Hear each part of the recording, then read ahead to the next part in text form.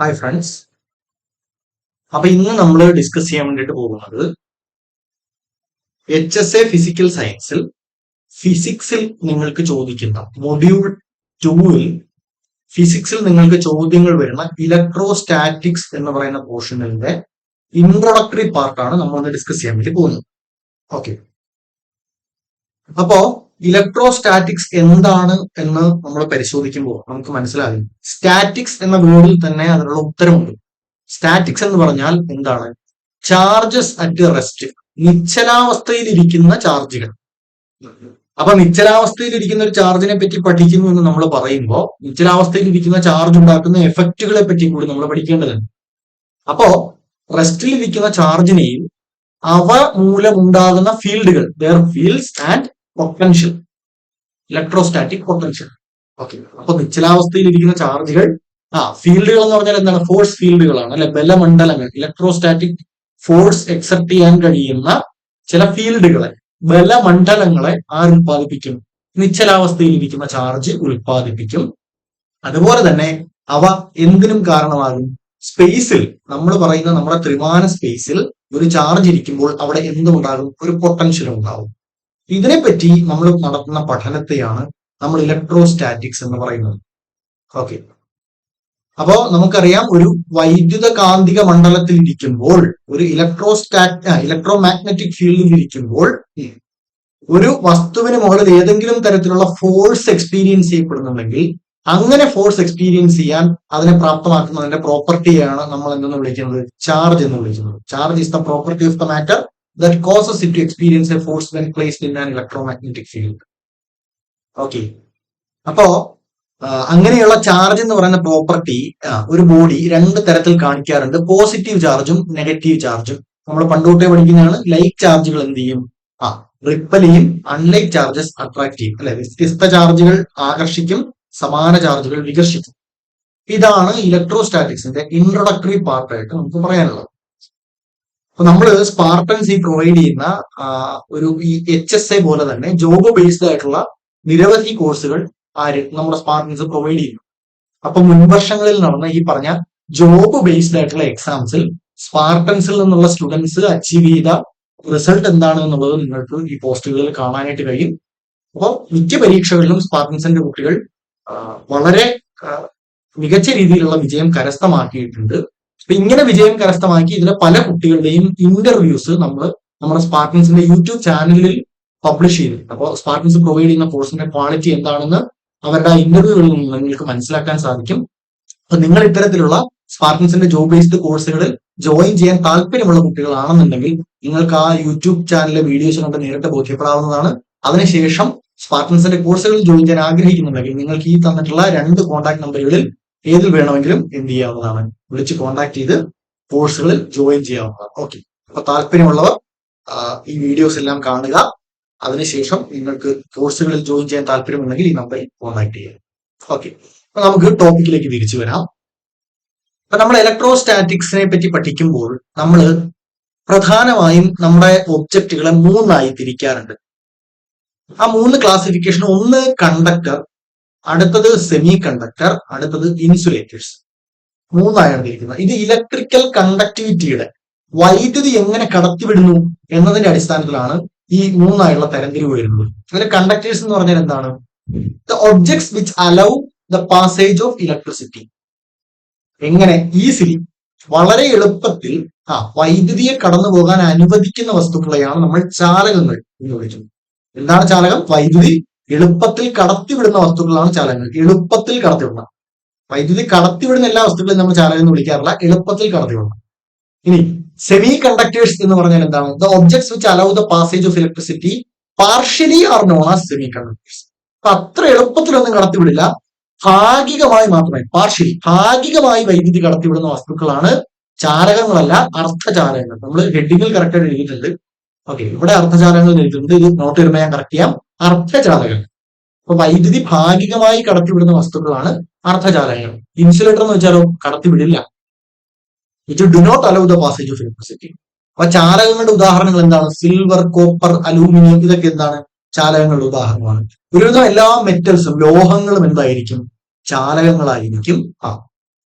പിന്നെ semi conductors നമുക്കറിയാം, നമ്മൾ പഠിച്ചിട്ടുണ്ട്. ജെർമേനിയം, സിലിക്കൺ പോലെയുള്ള ഒബ്ജക്റ്റുകളാണ് നമ്മൾ സെമി കണ്ടക്ടേഴ്സ് അഥവാ അർദ്ധചാലകങ്ങളാക്കി മാറ്റാറുള്ളത്. ഇൻസുലേറ്റേഴ്സ്, ഗ്ലാസ്, റബ്ബർ, പ്ലാസ്റ്റിക് ഒക്കെ എന്താണ്? ഇൻസുലേറ്റേഴ്സ് അഥവാ അചാലകം. മലയാളത്തിൽ എന്താ പറയുന്നത്? അചാലകം. അപ്പൊ ചാലകം എന്നാൽ കണ്ടക്ടർ, അർദ്ധചാലകം എന്നാൽ സെമി കണ്ടക്ടർ, അചാലകം എന്നാൽ ഇൻസുലേറ്റർ. ഈ 3 തരത്തിലാണ് നമ്മൾ എന്ത് ചെയ്യാറുള്ളത്? വസ്തുക്കളെ വൈദ്യുതി കടത്തിവിടാനുള്ള കഴിവിന്റെ അടിസ്ഥാനത്തിൽ തരംതിരിക്കാറുള്ളത്. അപ്പൊ അങ്ങനെ തരംതിരിക്കുന്നത് എന്തിന്റെ അടിസ്ഥാനത്തിലാണ് എന്നൊരു ചോദ്യം വരുമല്ലോ. വസ്തുക്കൾ എങ്ങനെയാണ് ഈ പറഞ്ഞ കണ്ടക്ടറായി, ചാലകമായും അർദ്ധചാലകമായും അചാലകമായും ഒക്കെ പെരുമാറുന്നത്? എന്തിന്റെ അടിസ്ഥാനത്തിലാണ് എന്ന് ചോദിച്ചാൽ, ഔട്ടർ മോസ്റ്റ് ഇലക്ട്രോൺ അഥവാ ബാഹ്യതമ ഇലക്ട്രോണുകൾ free to move throughout the material ആണെങ്കിൽ നമ്മൾ അതിനെ എന്തായിട്ടാണ് പരിഗണിക്കുന്നത്? എന്തായിട്ട് പരിഗണിക്കുന്നില്ല. അങ്ങനെയാണെങ്കിൽ അത് എന്തായിരിക്കും? ഒരു മികച്ച വൈദ്യുത ചാലകമായിരിക്കും. നമുക്കറിയാം, വൈദ്യുതി അഥവാ ഇലക്ട്രിസിറ്റി എന്ന് പറഞ്ഞാൽ എന്താണത്? ഇലക്ട്രോണിന്റെ ഫ്ലോ ആണ്. നമ്മൾ പണ്ടേ പഠിച്ചിട്ടുണ്ട്, ഇലക്ട്രോണിന്റെ ഒഴുക്കാണ് എന്ത്? വൈദ്യുതി എന്ന് നമ്മൾ പറയുന്നത്, കറണ്ട്, ഇലക്ട്രിസിറ്റി എന്ന് നമ്മൾ പറയുന്നത്. അപ്പോ ഒരു വസ്തു നല്ലപോലെ വൈദ്യുതിയെ കടത്തിവിടുന്നു എന്ന് പറഞ്ഞാൽ, അല്ലെങ്കിൽ നല്ലപോലെ വൈദ്യുതിയെ കടത്തി വിടണമെങ്കിൽ അതിൽ എന്തുണ്ടായിരിക്കണം?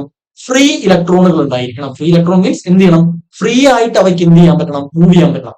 നമ്മളൊരു മെറ്റൽ ബ്ലോക്ക് എടുത്താൽ ഈ മെറ്റൽ ബ്ലോക്കിന്റെ ഈ എൻഡിൽ നിന്നും ഈ എൻഡിലേക്ക് വൈദ്യുതി വളരെ സ്മൂത്തായി ഫ്ലോ ചെയ്യണമെങ്കിൽ ഇവിടെ നിന്ന് അങ്ങോട്ട് ഒഴുവാൻ ആരുണ്ടായിരിക്കണം? ഫ്രീ ഇലക്ട്രോണുകൾ ഉണ്ടായിരിക്കണം. അപ്പൊ ഔട്ടർ മോസ്റ്റ് ഇലക്ട്രോണുകൾ ഇതുപോലെ ഈ മെറ്റീരിയലിൽ മൊത്തം ഫ്രീ ആയിട്ട് മൂവ് ചെയ്യാൻ പറ്റുന്ന ഇലക്ട്രോൺസ് ആണെങ്കിൽ ആ ഒബ്ജക്ട് എന്തായിരിക്കും? നല്ലൊരു കണ്ടക്ടർ ആയിരിക്കും, ചാലകമായിരിക്കും. അപ്പൊ ഒരു വസ്തു മികച്ച വൈദ്യുത ചാലകമാകാനുള്ള ക്രൈറ്റീരിയ, മാനദണ്ഡം എന്താണ് മാനദണ്ഡം?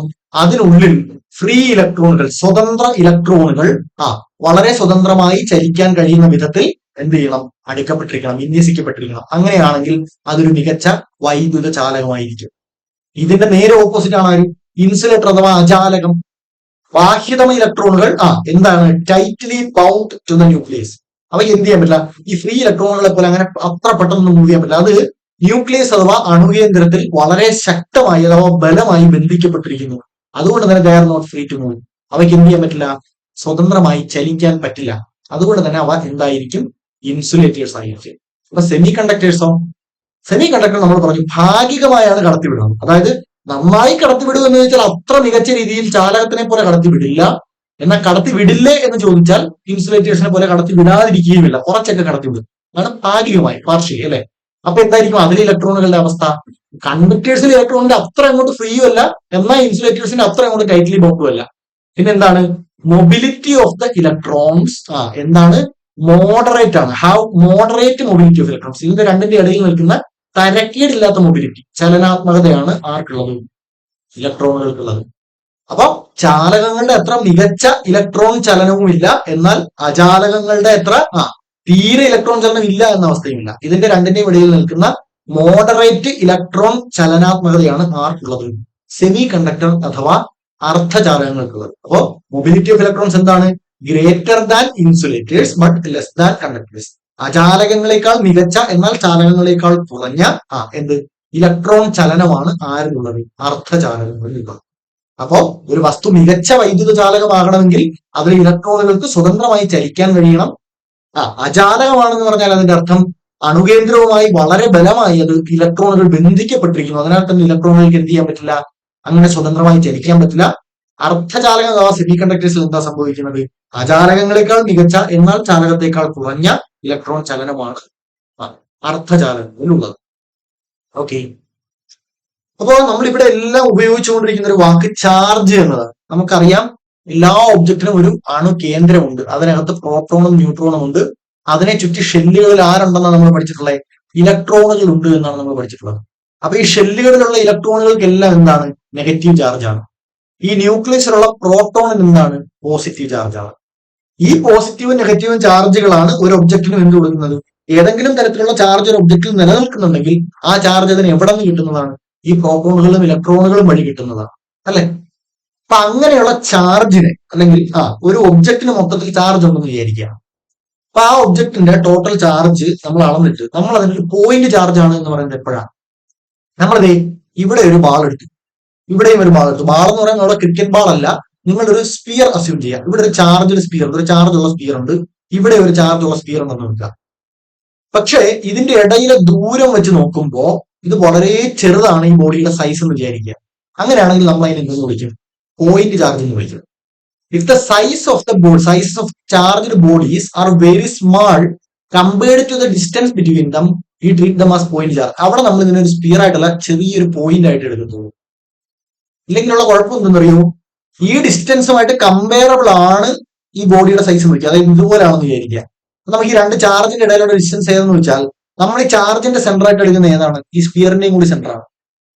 അപ്പൊ നമുക്ക് ചാർജുകൾക്കിടയിൽ ഡിസ്റ്റൻസ് എന്ന് പറയുമ്പോൾ ഈ ഡിസ്റ്റൻസും എടുക്കേണ്ടി വരും, ഇതിന്റെ രണ്ടിന്റെയും ഈ ഹാഫ് റേഡിയസുകളും കൂടി എടുക്കേണ്ടി വരും. കണ്ടോ? അതായിരിക്കും ചാർജുകൾക്കിടയിലുള്ള ഡിസ്റ്റൻസ് ആയി നമ്മൾ എടുക്കേണ്ടി വരുന്നത്. അതേസമയം ഇത് രണ്ട് പോയിന്റ് ആയിട്ട് അസ്യൂം ചെയ്താൽ എന്ത് ചെയ്താൽ മതി? നമ്മൾ ഇതിന്റെ ഇടയിലുള്ള ഈ ദൂരം മാത്രം എടുത്താൽ മതി. കാരണം അത് മാത്രമേ സിഗ്നിഫിക്കന്റ് ആവും. കാരണം ഈ ബോഡിയുടെ സൈസ് എന്ന് പറയുന്നത് ആ ദൂരവുമായി കമ്പയർ ചെയ്യുമ്പോൾ എന്താണ്? വളരെ ചെറുതായിരിക്കും. അപ്പോ അങ്ങനെ അവയ്ക്കിടയിലെ ദൂരവുമായി താരതമ്യം ചെയ്യുമ്പോൾ ചാർജുള്ള വസ്തുക്കളുടെ വലിപ്പം വളരെ ചെറുതാണെങ്കിൽ അത്തരം ചാർജുകളെ നമ്മൾ എന്തായി കണക്കാക്കും? പോയിന്റ് ചാർജുകളായി കണക്കാക്കും. എന്താണ്? ചാർജുള്ള വസ്തുക്കളുടെ വലിപ്പം അവയ്ക്കിടയിലെ ദൂരവുമായി താരതമ്യം ചെയ്യുമ്പോൾ വളരെ ചെറുതാണെങ്കിൽ, ചാർജുള്ള വസ്തുക്കളുടെ വലിപ്പം അവയ്ക്കിടയിൽ ദൂരവുമായി താരതമ്യം ചെയ്യുമ്പോൾ വളരെ ചെറുതാണെങ്കിൽ അത്തരം ചാർജുകളെ നമ്മൾ എന്തായി കണക്കാക്കും? പോയിന്റ് ചാർജുകളായി കണക്കാക്കും. ഇനി നമ്മൾ അങ്ങോട്ട് ചർച്ച ചെയ്യാൻ പോകുന്ന ഇലക്ട്രോസ്റ്റാറ്റിക്സുമായി ബന്ധപ്പെട്ട ഒരുവിധം എല്ലാത്തരം കൺസെപ്റ്റുകളും നമ്മൾ ഈ പോയിന്റ് ചാർജുകളെ അടിസ്ഥാനപ്പെടുത്തിയാണ് പറയാൻ പോകുന്നത്. അപ്പൊ എന്താണ് പോയിന്റ് ചാർജ് എന്നുള്ളത് എല്ലാവരും കൃത്യമായി മനസ്സിൽ സൂക്ഷിച്ചിരിക്കുക.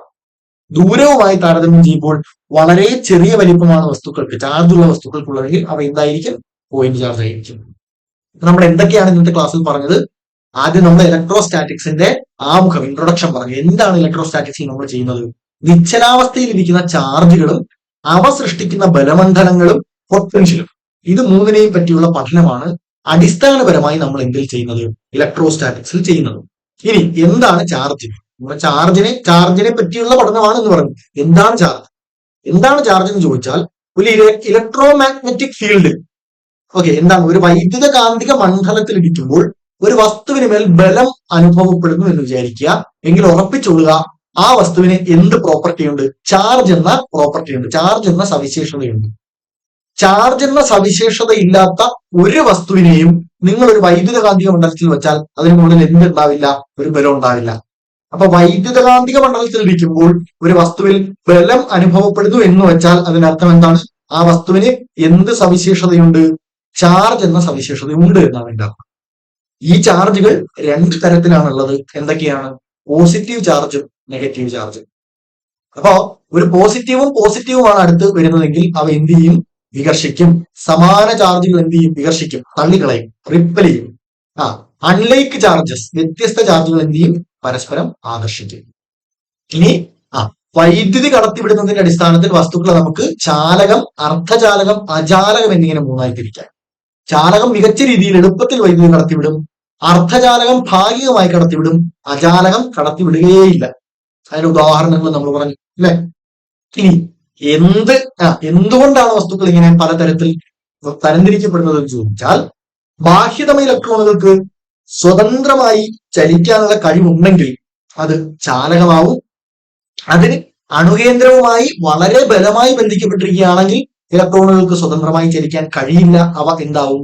അചാലകം അഥവാ ഇൻസുലേറ്റർ ആവും. ഇനി ചാലകത്തിനോളം മികച്ച ഇലക്ട്രോൺ ചലനം ഇല്ലതാനും, എന്നാൽ അചാലകത്തിനേക്കാൾ നല്ല രീതിയിൽ ഇലക്ട്രോണുകൾ ചലിക്കുന്നുണ്ടെങ്കിൽ മോഡറേറ്റ് മൊബിലിറ്റി ഓഫ് ഇലക്ട്രോൺസ്, ഭാഗികമായ ഇലക്ട്രോൺ ചലനമാണ് ഉള്ളതെങ്കിൽ അവയെ നമ്മൾ എന്തെന്ന് വിളിക്കും? അർദ്ധചാലകം എന്ന് വിളിക്കും. പിന്നെ നമ്മൾ എന്ത് പറഞ്ഞു? എന്താണ് പോയിന്റ് ചാർജ് എന്ന് പറഞ്ഞു? പോയിന്റ് ചാർജ് എന്ന് പറഞ്ഞാൽ എന്താണ്?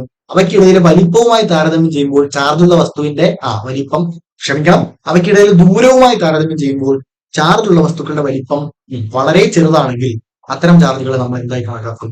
പോയിന്റ് ചാർജുകളായി കണക്കാക്കും. ഇത്രയുമാണ് നമ്മൾ ഇലക്ട്രോസ്റ്റാറ്റിക്സ് എന്ന ഫിസിക്സിലെ ശാഖ, ഭൗതികശാസ്ത്ര ശാഖ പഠിക്കുമ്പോൾ നമ്മൾ അടിസ്ഥാനപരമായി മനസ്സിൽ സൂക്ഷിക്കേണ്ടുന്ന ബേസിക് കൺസെപ്റ്റുകൾ, അടിസ്ഥാനപരമായ ആശയങ്ങൾ വയ്ക്കുക.